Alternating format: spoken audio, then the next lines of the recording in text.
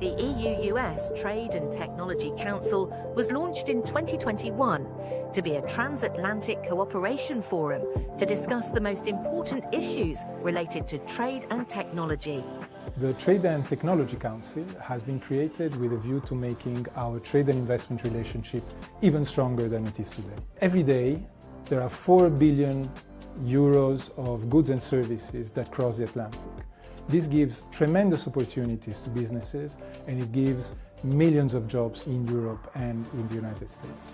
So the TTC really wants to nurture, to protect, and to develop this incredible trade and investment relationship. I think that the TTC has allowed us to move the conversation from one based on dispute and divergence to one based on convergence and collaboration. As for technology, the TTC has helped drive closer EU-US cooperation in key areas. If you recall where we were 3 years ago, there was a little bit of mistrust between EU and US in the tech field, and I think that we've made a big way forward now in terms of building a common agenda. So I think it's quite remarkable that we went to a situation where essentially we are developing very similar policies across the Atlantic. If we manage to agree between us, this is the recipe for agreeing globally. And I can say that we saw really the impact of the TTC in shaping the agendas of multilateral fora like the G7, the G20, but even the United Nations. What I really hope is that in the current discussions in the United Nations, we can really use this and make sure that we develop this common agenda in favor of our values, in favor of human rights, in favor also of using technologies like AI for the public good, delivering really concrete benefits in many countries around the world. The TTC is committed to building a future that benefits everyone: citizens, workers, and businesses. Stakeholders are at the core of these efforts and have been continuously engaged with the support of the Trade and Technology Dialogue Project. We've hosted nearly 20 stakeholder engagement efforts since May of 2022 on issues from digital tools and trade facilitation, standards cooperation for emerging technologies, a EU-US information session on the joint AI roadmap, and so many more areas of collaboration between the EU and the United States. Giving stakeholders the opportunity to communicate their own priorities and ask follow-up questions creates this natural feedback process to better communicate in both directions what is important to them as stakeholders. Want to know more? Find the TTC on Futurium to learn more. Keep in touch and get involved.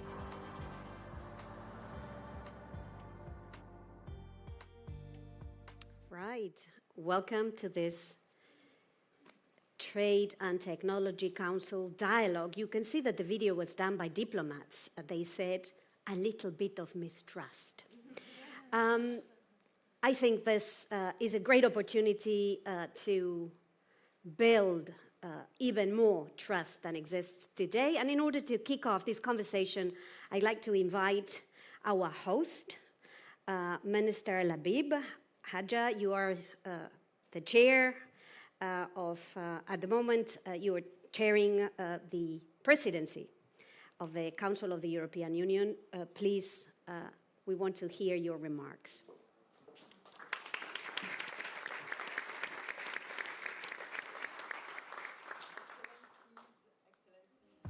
Distinguished guests, dear colleagues, ladies and gentlemen.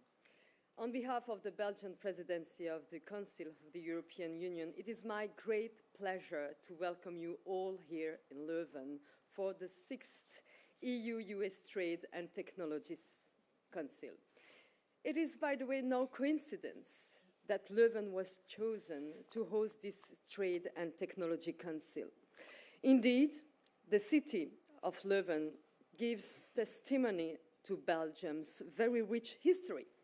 The cathedral, the magnificent town hall, and the trading halls illustrate the important role that Leuven played in the region.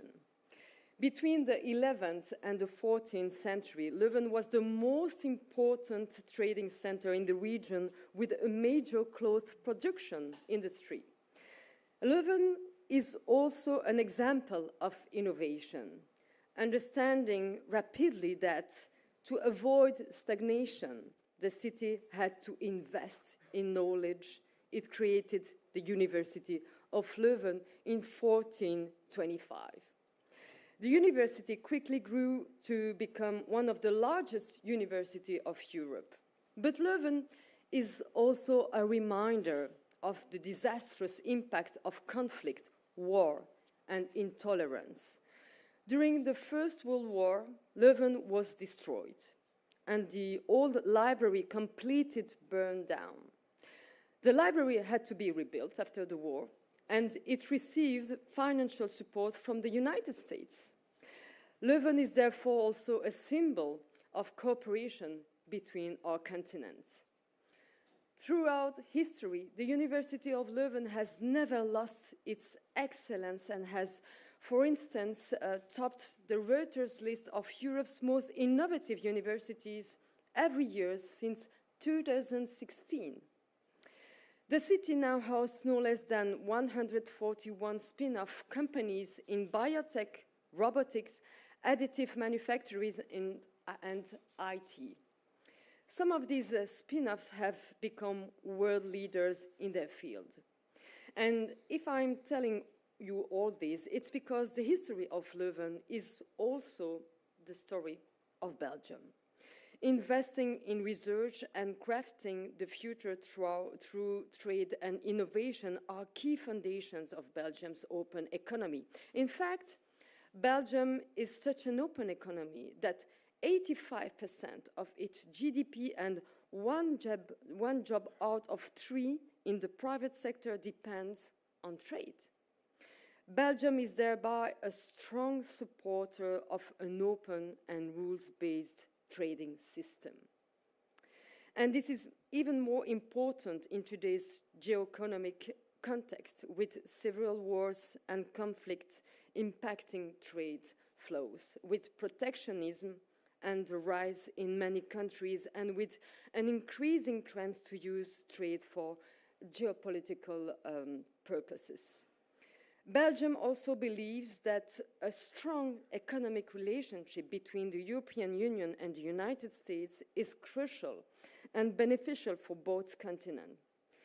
Through history, the transatlantic partnership between Europe and North America has fostered economic growth, spurred innovation, and created countless opportunities for businesses and individuals on both sides of the Atlantic. Today, as we confront the challenges of growing, interconnected, and geopolitical world, we need to strengthen this precious relationship. The Trade and Technology Council is an important vehicle to build a positive trade and an economic agenda.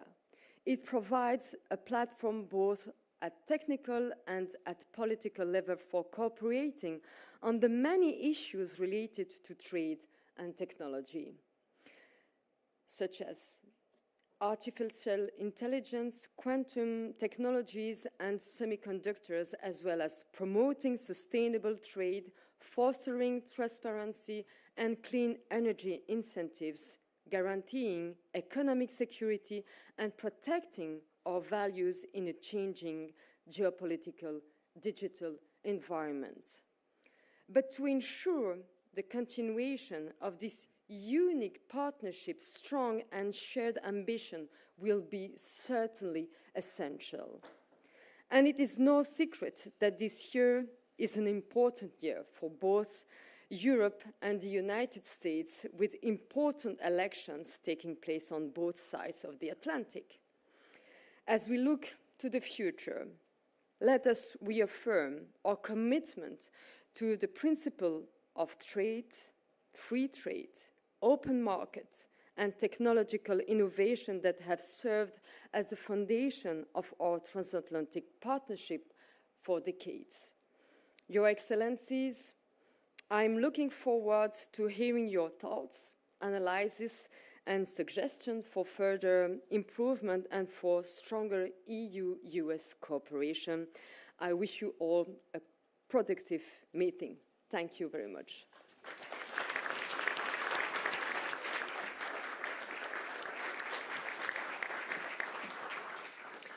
Thank you very much, Minister Labib.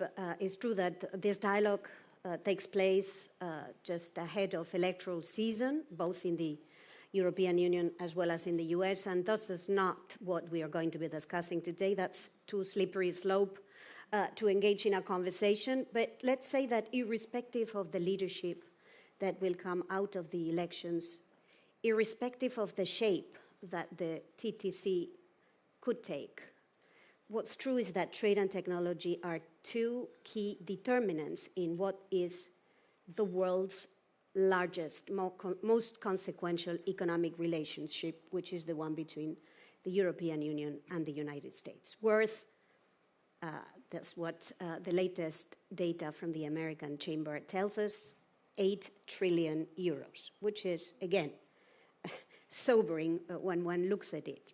So let's say that this trade and technology, which is essential to the competitiveness of our economies, which is essential to growth, to jobs, to our fight against climate change, which will be essential also in the context of a growing geopolitical turbulent world, and which certainly will be key to the kind of international community that we think we need.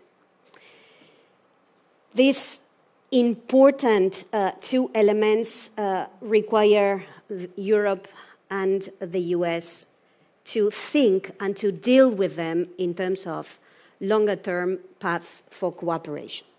So what I would suggest we do today, if the panelists agree, is that we start by looking at what you think this 6 times you've met, all this work that you have achieved since September 2021, what is your assessment?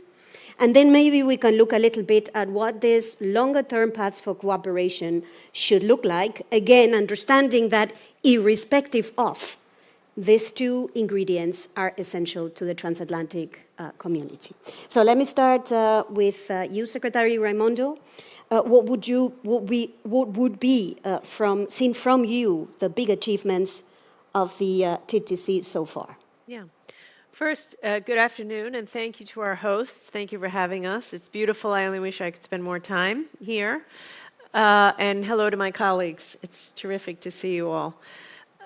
I feel that we've accomplished a great deal in the TTC. In fact, I'd like to pick up on something that you said.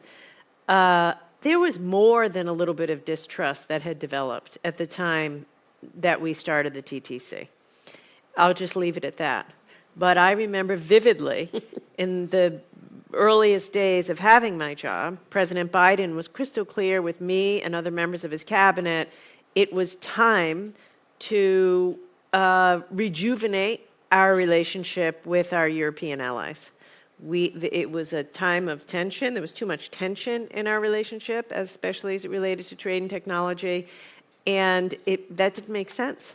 We have long-standing allies, huge trading relationships, same values, and so the president was clear, repair and rejuvenate the bilateral relationship. And I think we've gone a long way towards doing that. Just today alone, I've been in several stakeholder engagements, and there's real work happening across the Atlantic in workforce development around trade. There's real work happening in setting the standards and the rules of the road for artificial intelligence consistent with our shared values. That dialogue wasn't really happening 4 years ago. So I think that alone is a huge accomplishment. My mother would say the reward for good work is more work. Which is to say there's so much. I'm in no way saying mission accomplished. Much, much more work to do. But if I reflect on where we are today, the strength of the relationship, the quantity and quality of the dialogue, the work together on tangible issues related to trade and technology, and compare it to where we were 3.5 years ago, I think we have a lot to be proud of. We've brought stakeholders along the entire way, which is critical. In terms of specifics, I mean, we've done a lot of work resolving 232 tensions and are on our way to a global steel arrangement. We worked together with alacrity when war broke out in Russia to combine our export controls. We're seamlessly working together around the semiconductor industry, which secures our supply chains, on and on and on. So I think we're off to a remarkable start, and I feel very grateful to my colleagues. Ambassador Tai, how does it look from where you sit? I think it looks very, very good. In fact, Valdis and I, a little bit earlier today, were talking about doing this 3+ year look back as Gina created the frame for us to do, and appreciating how much we have accomplished, how much we are accomplishing. And I think that really what's important for us is not to shortchange ourselves in terms of how much we have transformed this relationship, and of course, how much more we have to do. There is so much change going on around us. Minister Labib mentioned the increasing complexity in terms of geopolitics, geoeconomics, the climate crisis, the digital and technology transformation going on around us, our confrontation with a set of supply chains, critical supply chains to not just critical technologies, but ordinary citizens' everyday lives, and the need to be rethinking globalization in favor of resilience, in favor of democracy. So I was trying to come up with some metrics. These are going to be very personal metrics for me, but I think that they do tell a very good quantifiable story. This trip to Belgium is my 6th trip to Belgium in the time that I've been in my job, which is just a little over 3 years. The TTC has brought me here this time. Valdis is usually the reason I'm here the other times. On top of that, I've been to France 5 times.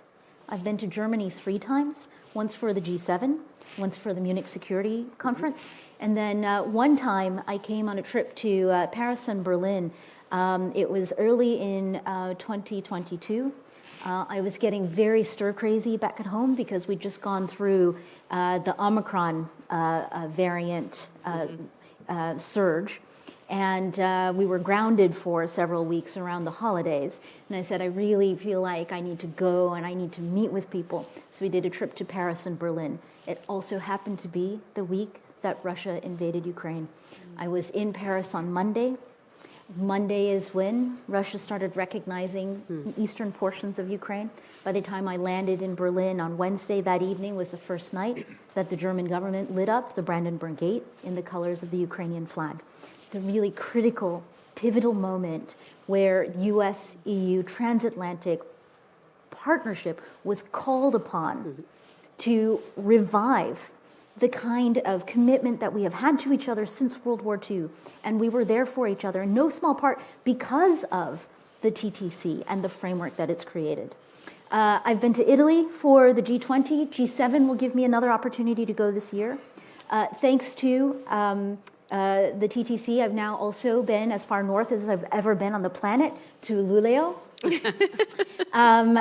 Thanks to the Foreign Affairs Council and the tensions around the Inflation Reduction Act, I got to go as far east as Prague. And then again, because of my longstanding partnership with Valdis and our friendship, I had a chance to visit Valdis in Riga, Latvia last year.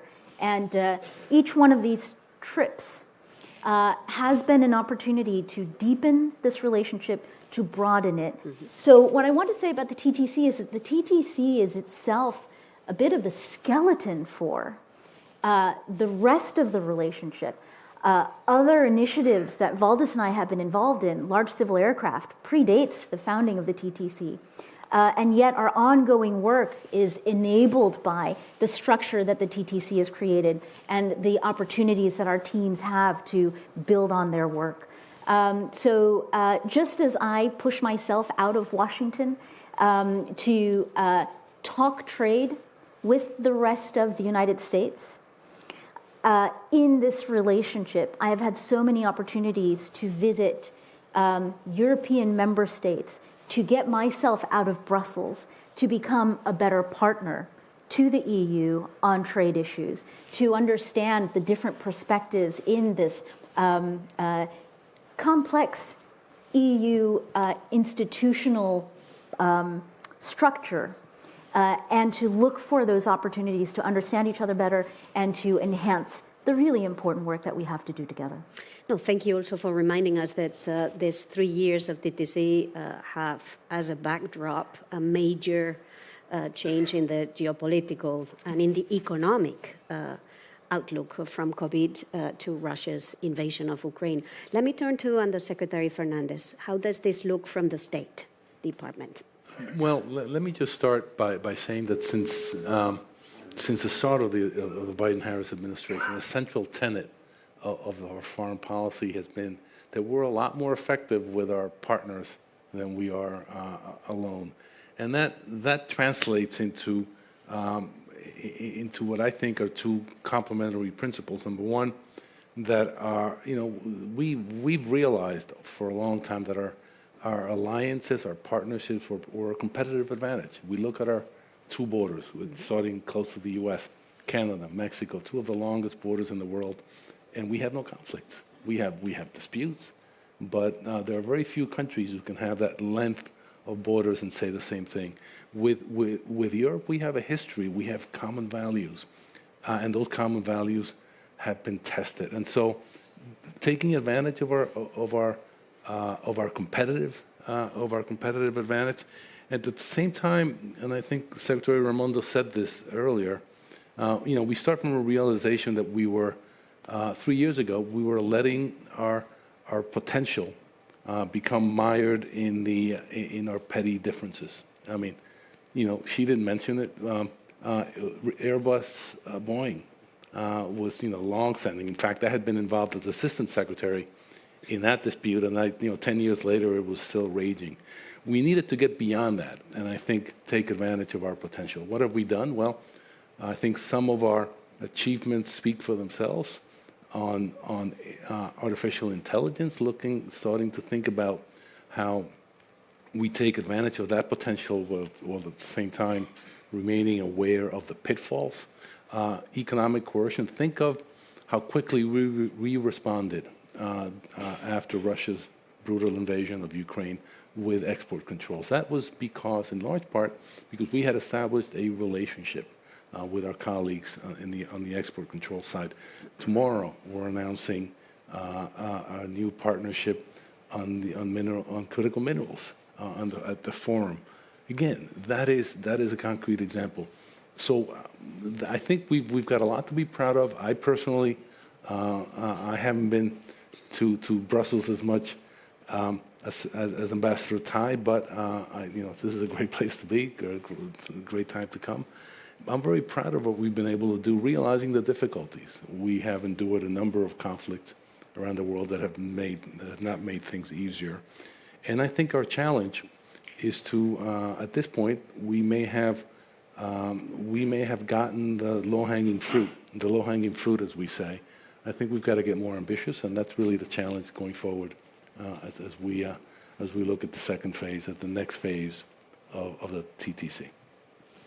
Thank you. Let me now go to the European side. EVP Vestager, how would you define the results of the TTC so far? Well, first and foremost, you were very kind to say that it was our results. Well, the TTC is more or less an organism because it's the stakeholders, it's the 10 working groups, it's everybody who has come to make this happen. Us who sit here, we're just the tip of the iceberg. And everybody knows that it's the bulk of the iceberg that can make you, do bad things out there at sea. So better make it work. And I think that's the part of what is important here. That this is not just something led from the top. It's the engagement, it's the enthusiasm, it's the ambition from all the people involved. But looking at the snapshots, taking Gina's lead here, if you look back 2020, we were on the brink of a tariff war over digital services taxes. We had a potential breakdown of transatlantic data flows because we couldn't get things sorted. And we had virtually no cooperation on regulatory or economic security matters. And look where we are today. These are really two different snapshots of non-cooperation and cooperation. So I think that it's important to take that on board. As I think everybody has said so far, we can achieve very little alone. We can achieve a lot when we do it together, because we set, to some degree, a global agenda. It can be on mitigating the risks of AI. I think the call from Lulo that translated into the Japanese taking that on board in full, leading the work to give us a code of conduct, and even before that, the common approach on artificial intelligence enabling us to do that.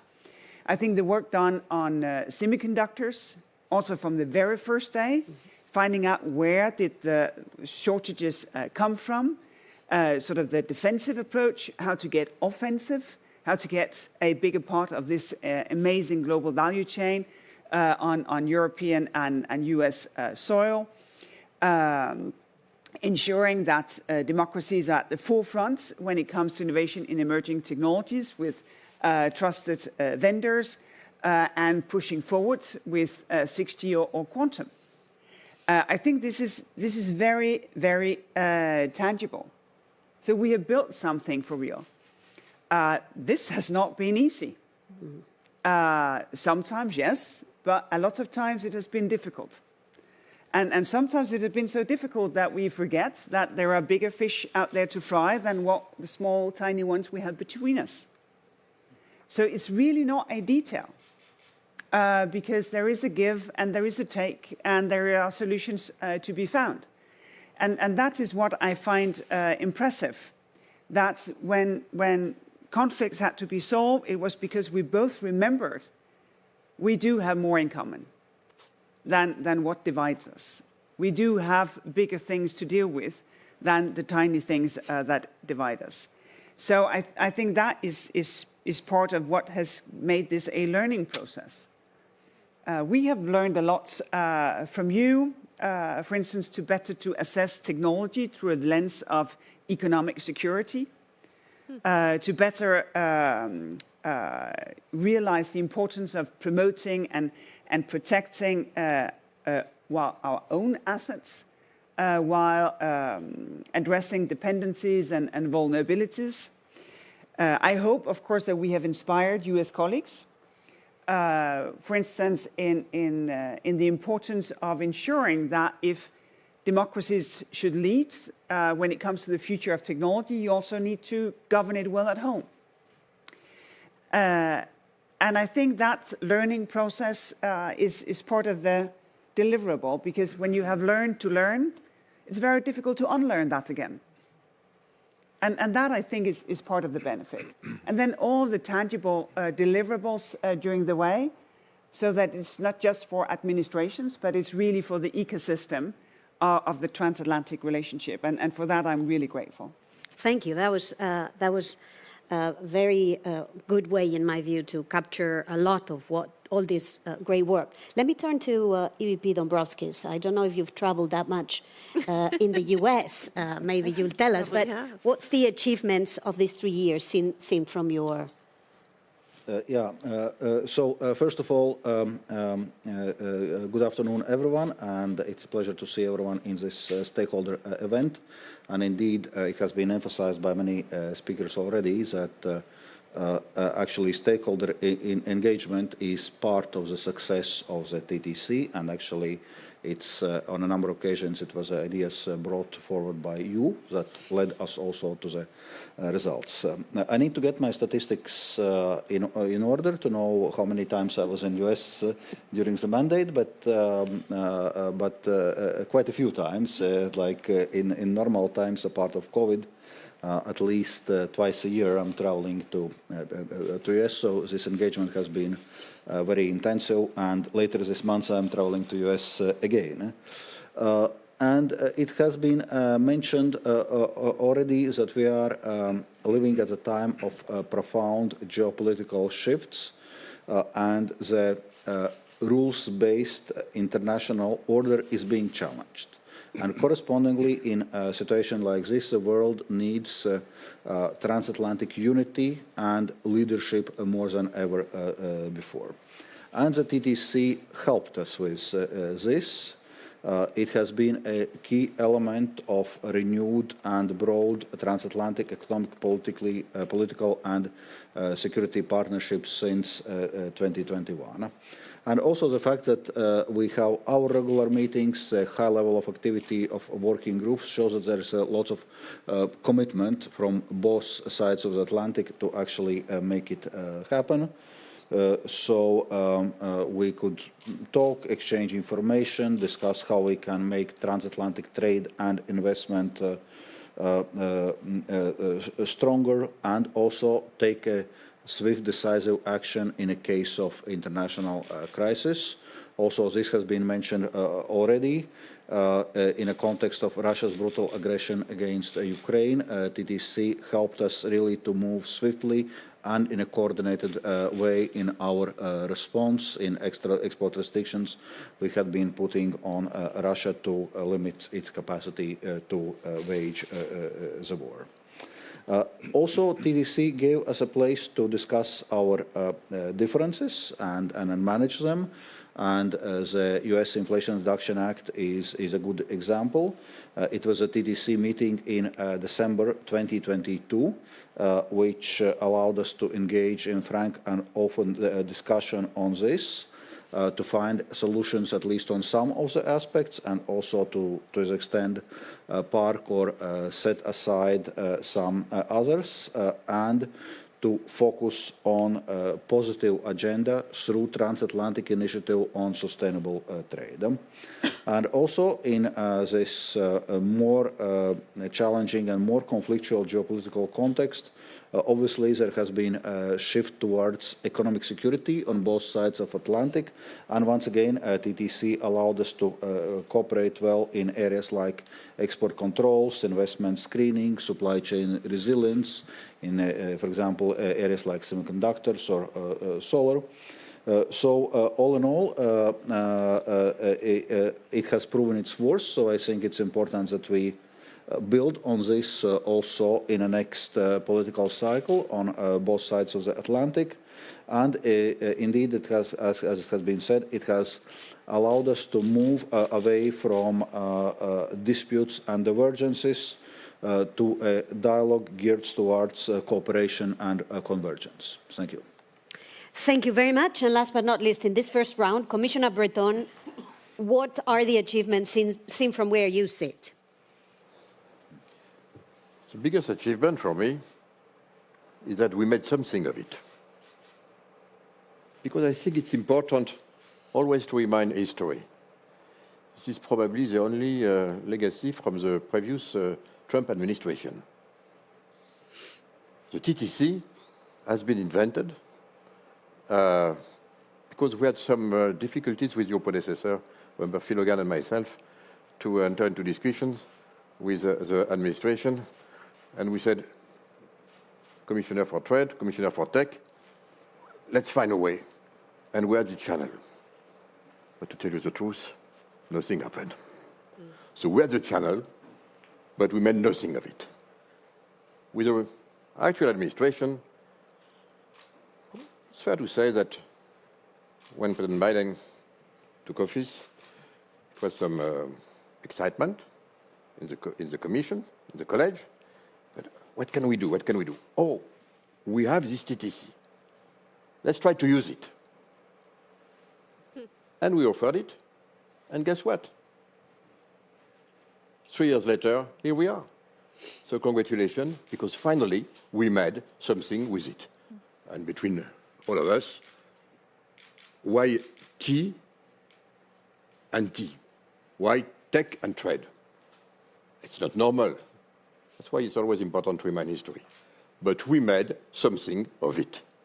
And finally, we find the right channel to discuss, to engage. We are allies. We are the biggest and the strongest allies on the planet. We are what we are. We will be always here from both sides, in any cases. But of course, as you said, we have some differences, sometimes. And by the way, thank you so much to come here, the three of you. We really appreciate that.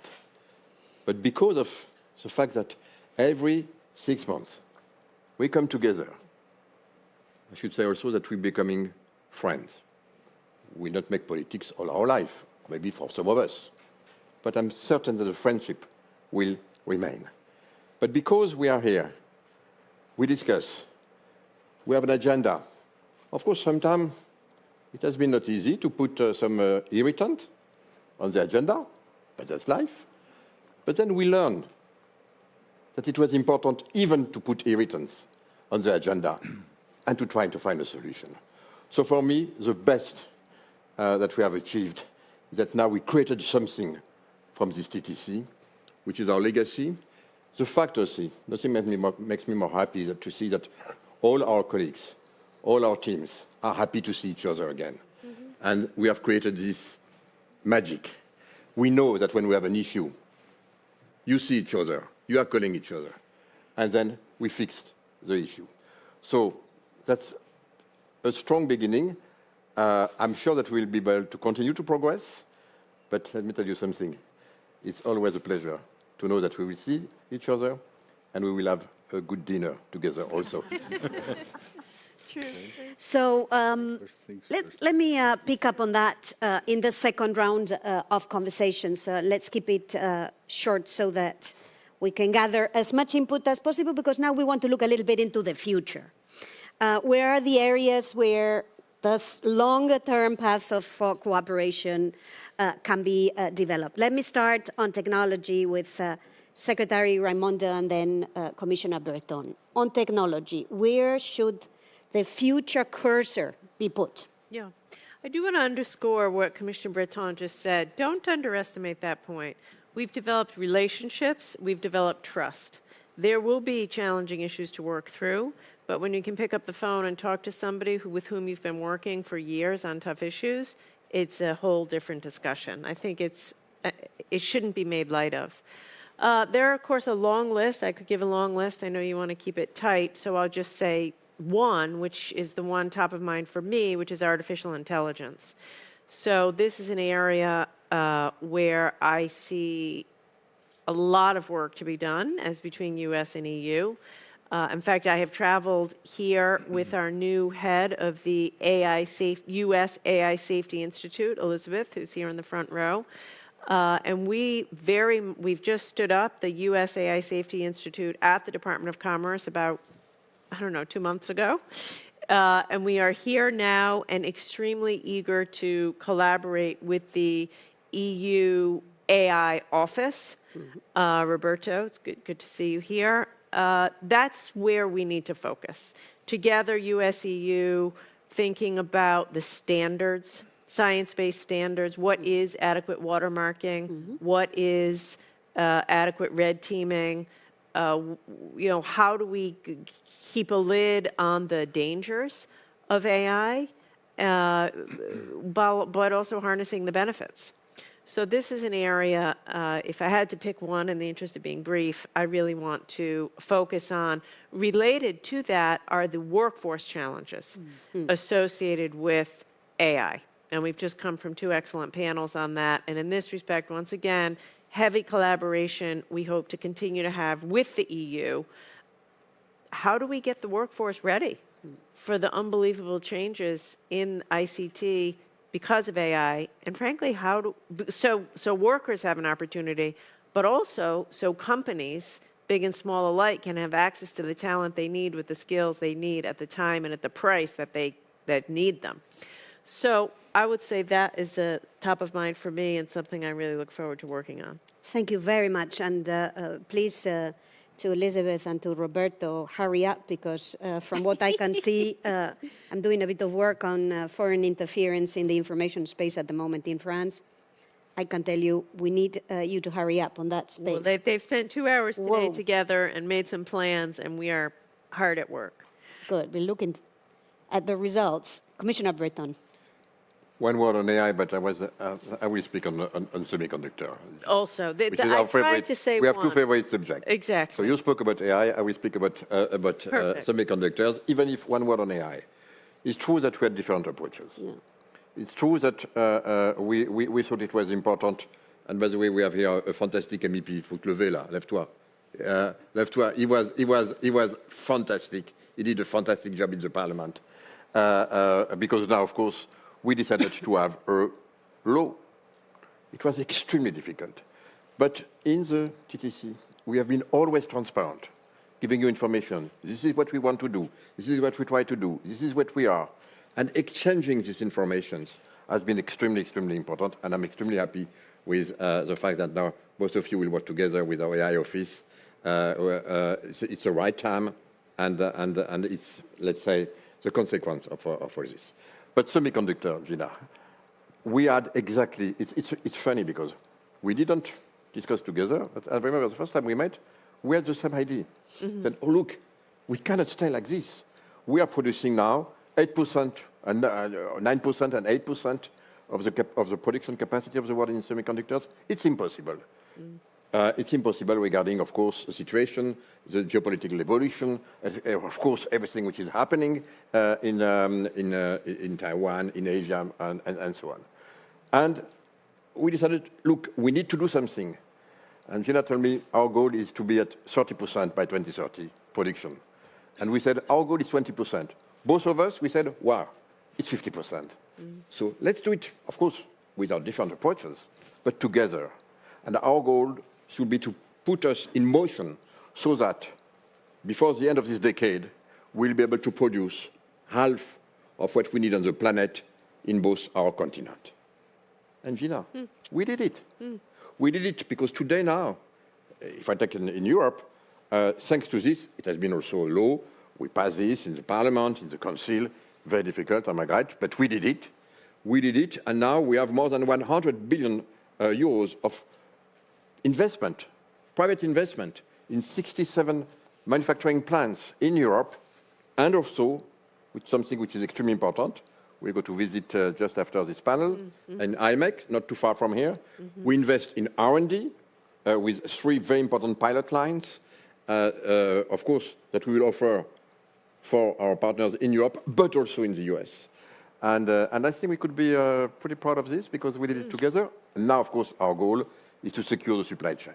Mm. Securing the supply chains, of course, for semiconductors, but for many other aspects, will be extremely important. And by the way, securing the supply chains will be extremely important topics for the next TTC in the next mandate. Agreed. Thank you. Let me now turn to values. Let me turn to democracy, human rights, which is also what we are discussing behind the T and the T. So EVP Vestager, what's the future cooperation? What should it look like in this space of values? Well, I think what guides the work is a common view that the way we use technology will decide whether the UN Charter will be relevant in this century.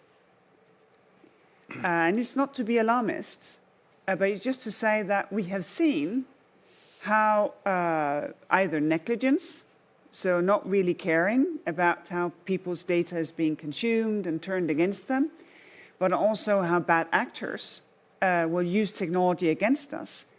If we do not get it right, well, it will undermine human rights. We see it already in something that can seem like a detail, but sort of it's a 1,000-year-old culture, I know, but this idea that women should go home and shut up. So there is something real at stake here in the way technology is actually being used in our societies.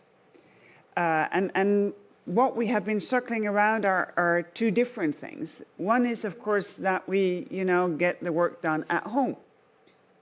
And that we also do that abroad. I think through the TTC, we have discussed, assessed, agreed more and more on how to see this. We have been mobilizing assets for common solutions in order to see through misinformation, in order to see through what is out there. and activating assets to do something about it. Gender-based violence being one of them, how to make sure that human rights defenders are safe when online are very tangible results.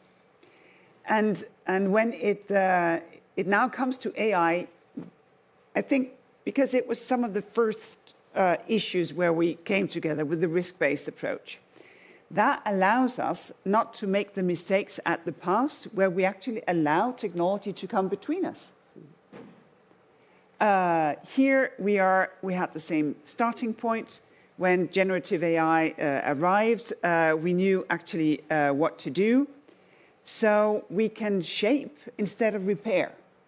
And that, of course, we should continue to do, because otherwise we will fail the mission to make sure that the UN Charter is still relevant in this century. And I think that is something that can inspire.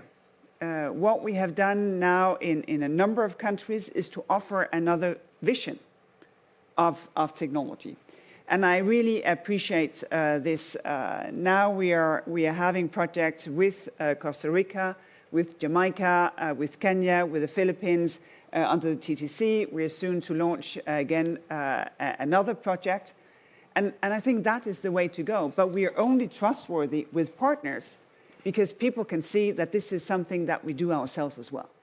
Mm. And I think that is what makes the TTC legitimate and what makes it credible. Mm-hmm. That we have worked through all these issues, we have found solutions, and that also makes us credible with partners outside of our circle. Walk the talk. Exactly. And the Secretary Fernandez. You know, the words democracy and human rights that you just noted are not part of the title of the TTC, and yet they are central to everything that we do. And I would argue, in fact, even coming from my commercial background, that the importance of our shared history and values is a lot more important than trade figures.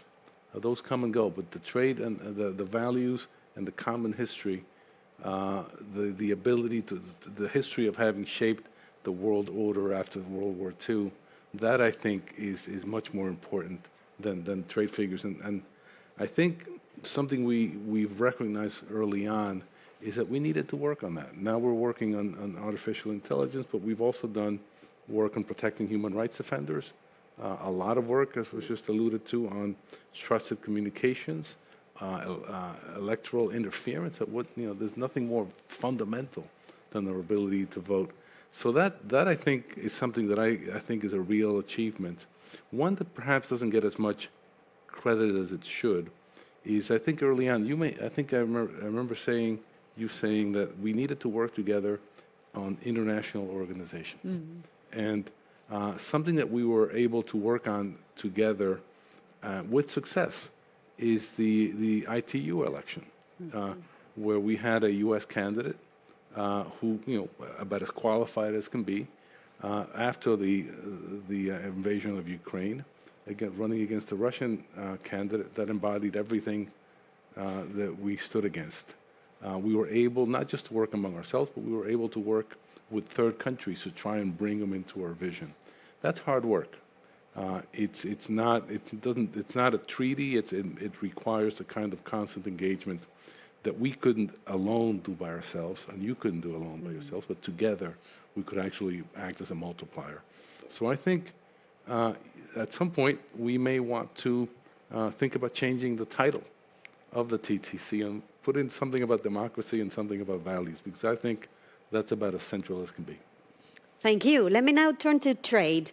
Not only trade in the transatlantic space, but also shaping trade also vis-a-vis competitors, including those that are probably not playing according to fair rules. Ambassador Tai, what should this transatlantic dialogue focus on moving forward on trade? I love this question because the working group in the existing TTC that is really a focus of our trade work is Working Group 10, which is Global Trade Challenges. Mm-hmm. I think I'm going to pick up on a number of themes. Maybe I'll pick up most directly from Jose's point about the role of democracy and human rights in the work that we are doing, whether it's on the technology side, whether it's embedded in other areas. It is absolutely embedded in the trade piece as well. I think it's actually important for us to keep that in mind, whether or not we add more words to this particular forum. But it's not an accident that we have this convergence with respect to values. It is actually because of our shared history. It's because we came together after World War II and very intentionally tied ourselves to each other, committed to each other, and invested in each other. So that would be the Bretton Woods institutions post-World War II, the international, the ITO charter as part of that, the original vision for that, the Marshall Plan, the Truman Doctrine. And I majored in history in university. That doesn't necessarily make me a historian, but it does actually for me mean that in order to understand ourselves, who we are today, including our relationships, and to understand where we need to go, we also have to understand where we came from. Then the EU started as the ECSC, the European Coal and Steel Community. Even in my time, when I started at USTR as a litigator over 15 years ago, the first briefs that we wrote were all about the EC, the European communities, the European communities. And it was only a couple years later that our terminology at the WTO changed into the European Union. So you see the European experiment continuing to evolve from post-World War II, even into my segment of being a trade policy professional. So what was our common project? Our common project, go back to those post-World War II years, was to come together as allies to defend against non-market autocracies. And I think this is an area where I feel particularly privileged to have been your partner, Valdis, in terms of your own journey becoming a European. I remember once asking you, we were having a meeting and you'd just come from a phone call, I think, with your counterpart in Ukraine. So this is after the Russian invasion.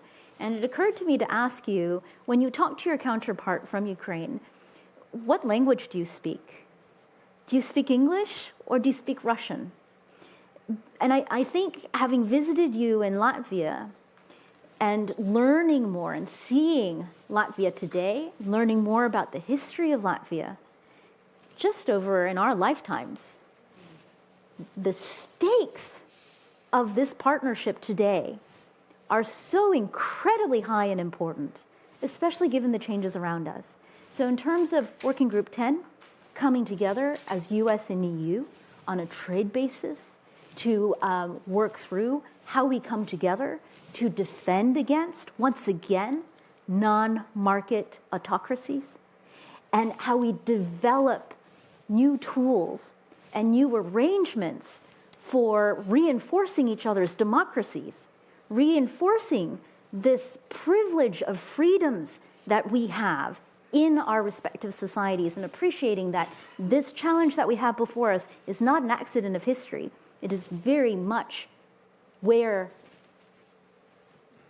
our record of collaboration and co-investment has brought us, I think, is a really important touch point for envisioning where we can take this in the next phase. Thank you. Valdis. Yes, thank you very much. And indeed, I think Katherine already emphasized that currently there's a lot of at stake in terms of the current rules-based global order about protecting our democracies, protecting our way of life, and for this we really need this transatlantic unity and cooperation. So when we are discussing our also differences and different issues, we always need to keep this overarching objectives and overarching challenges in mind. When we now move to the transatlantic marketplace, obviously it's the largest, broadest and deepest in the world. You already mentioned the AmCham report, which is valuing this transatlantic marketplace at over 8 trillion euros. And this transatlantic marketplace was actually one of the key reasons why we created the TTC and why it remains so important, because economically there's lots of stakes. There are tens of thousands of companies supporting tens of millions of jobs across both sides of Atlantic. So correspondingly, it's clear that we need to continue our work to strengthen and deepen transatlantic marketplace.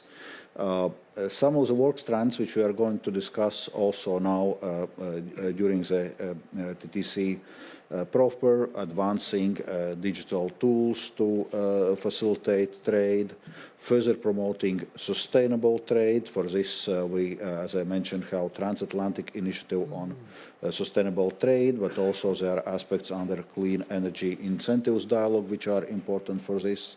As part of this transatlantic initiative on sustainable trade, we are now discussing conformity assessment in green tech. On conformity assessment, we had a bit of a back and forth. We tried kind of different approaches without making much progress. So there seems to be an area where we are converging and where we can actually make progress, and increasingly, obviously, also addressing economic security concerns. I touched upon this already in introductory remarks, so will not come back to this. So there are many things moving. We are currently also undergoing the green and digital transformations of our economies, and I think we both will be more successful. It will do it together in a coordinated way, in a mutually reinforcing way. Thank you. We are coming to the end of this dialogue, but there are many stakeholders in this room, and probably they also want to know how they can be helpful in the future paths to cooperation in trade and technology. So I'm going to take Secretary Raimondo and EVP Vestager. What's the message you would have for them? How can they be helpful? Yeah, thank you. Well, thank you for hosting us and having us. A theme that has emerged as I've listened might be said like this: economic security and technological security is national security. That's if we hear what we're all saying, and so it's critical that we continue the work of the TTC, which enables our economic security, our work on semiconductors, our work to secure our supply chains, our work on critical minerals, our work to have more trade consistent with our values, that our work on privacy, competition, and technology. All of that is economic security. Technological security ensures our joint national security. So where do you come in? You have to continue the work. As I said earlier, each of us is here for some period of time. Time will tell how long. But politicians, by our nature, are here for a period of time. Your institutions in civil society, academic institutions, small businesses, big businesses, you're here for a long time. And so we've just begun the work. I mean, what Terry was saying earlier on semiconductors, we're in the very early innings of that. We're off to an incredible start. At the CHIPS department that I run in the Commerce Department, we have over 630 applications for CHIPS funding. Maybe we'll make 80 or 90 grants. So there's a lot of work to be done together. Not all of those companies will be funded in the U.S., perhaps some will be funded in Europe, and vice versa. Then we have to get to the business of the supply chain for semiconductors. Supply chains are run by the private sector, not by governments.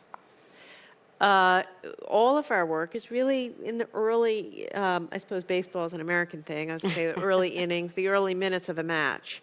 So the work has to continue on artificial intelligence, standard setting, workforce training. All of that work will happen in the private sector, among private institutions, in collaboration with us. So what I would say is what we need from you, stay engaged, get even more committed to the work, and look for ways that we can collaborate together, particularly around these issues of AI, 6G, et cetera. It's all private sector led. So let's continue that work together. Thank you. EVP Vestager. Well, building exactly on that, because I would second what you said about economic security and how that adds up to the national security that we want to provide. Some of the things that we also want to provide is that people feel that they have a fair chance of making it. It's the only thing most people ask. Let me have a fair chance of making it, to provide for my children, to put a roof over our head, which is, I think, absolutely, a credible and normal ask to have. So what we're doing here is indeed only, as said earlier on, a tip of the iceberg. The real delivery of those opportunities comes from private sector, comes from educating institutions, comes from NGOs. If I have one regret in this is that we have not done more when it comes to the stakeholder involvement. I think that is the back and forth that is actually needed. Because we can do something, but if it's not relevant, then it doesn't materialize. And I will be very, very interested in hearing the views from our stakeholders about these processes that we have had, how we can do better, what is valuable, in order to give a feedback for TTC next generation. Because if what we produce is not relevant, then it doesn't matter. So I think the stakeholder involvement, the stakeholder outreach, the stakeholder ownership is absolutely essential. Without that, I don't think there will be a TTC next generation. So I'd really encourage you to collect views independently from the political views that we represent, and to tell our successors what you think about it. Because the TTC belongs to you. It doesn't belong to us.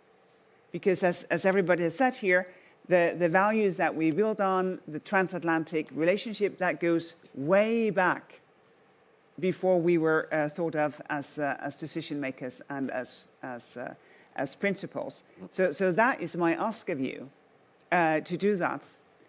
Because then maybe we can do in the next generation of TTC more and create an even better transition mechanism between what is in our statements and what actually materializes in real life to underpin, I think, that very simple, fundamental ask of, can I have a chance, please, as the citizens in both jurisdictions?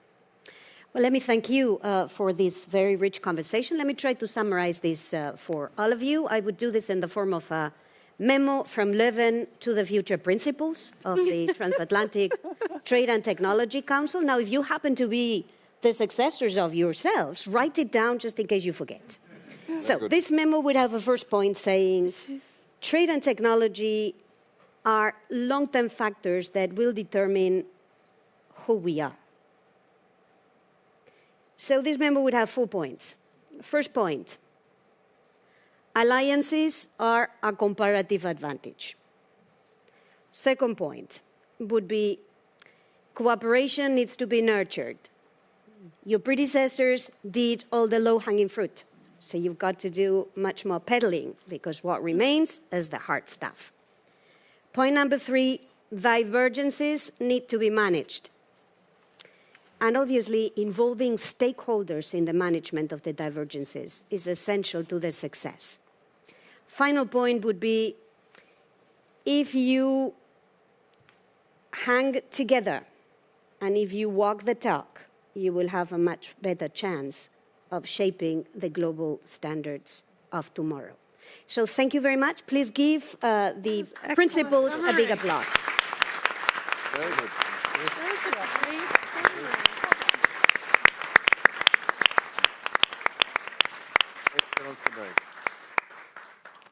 Thank you.